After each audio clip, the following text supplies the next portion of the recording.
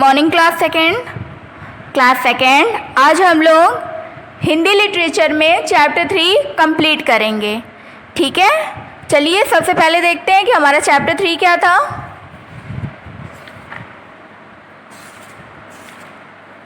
Chapter 3 हमारा था ईमानदारी का इनाम।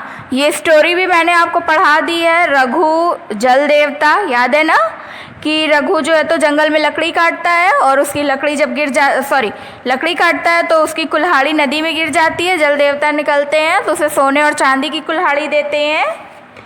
ठीक है, लेकिन वो नहीं लेता है क्योंकि उसकी कुल्हाड़ी कौन सी रहती है, उसकी कुल्हाड़ी लोहे की रहती है।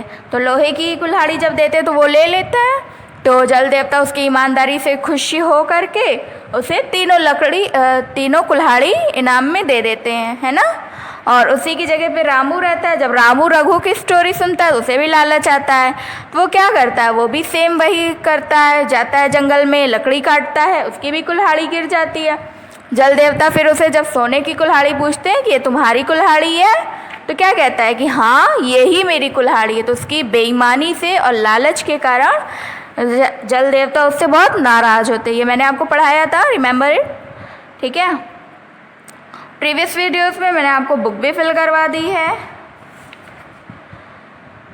जिन भी बच्चों ने अभी वो वीडियोस नहीं देखी आप लोग देख लीजिए।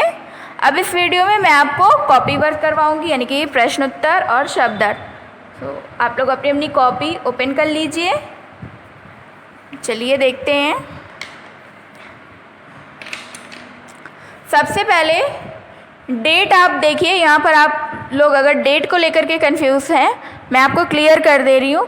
जिस डेट पे आप लोग अपना काम करेंगे, ठीक है, यानी कि जब भी आप लोग अपना काम करेंगे जिस तारीख को, वो डेट आपको यहाँ पर लिखनी है। और डेट यहाँ पर लिखेंगे, यहाँ पर डेट कोई नहीं लिखेगा।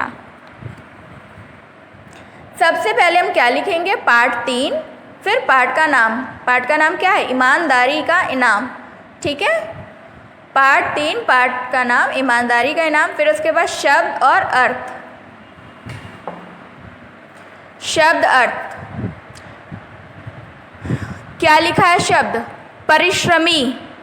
ठीक है, परिश्रमी को और क्या कहते हैं, मेहनती। ठीक है, परिश्रमी का अर्थ होता है मेहनती। फिर उदास, उदास का अर्थ होता है दुखी। सांत्वना, सांत्वना का अर्थ होता है दिलासा देना। प्रसन्न, प्रसन्न का अर्थ होता है खुश। धनी, धनी का अर्थ होता है अमीर। कर्मों, कर्मों का अर्थ होता है कार्यों।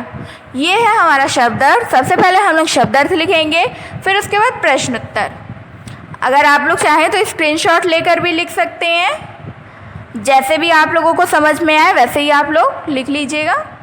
सबसे पहले हम हेडिंग लिखेंगे, निम्नलिखित प्रश्नों के उत्तर दीजिए। फिर प्रश्न 1 है हमारा, रघु कैसा व्यक्ति था। ठीक है, प्रश्न 1, रघु कैसा व्यक्ति था। उत्तर, रघु ईमानदार और परिश्रमी व्यक्ति था। ठीक है, रघु कैसा व्यक्ति था, रघु ईमानदार और परिश्रमी व्यक्ति था। फिर प्रश्न 2, रघु की कुल्हाड़ी कहाँ और कैसे गिर गई। फिर उत्तर देख लो, रघु की कुल्हाड़ी नदी में पेड़ पर लकड़ी काटते समय गिर गई। क्योंकि जब वो पेड़ पर चढ़ाई करके लकड़ी काट रहा था तभी तो उसकी कुल्हाड़ी नदी में गिरती है। तो रघु की कुल्हाड़ी नदी में पेड़ पर लकड़ी काटते समय गिर गई।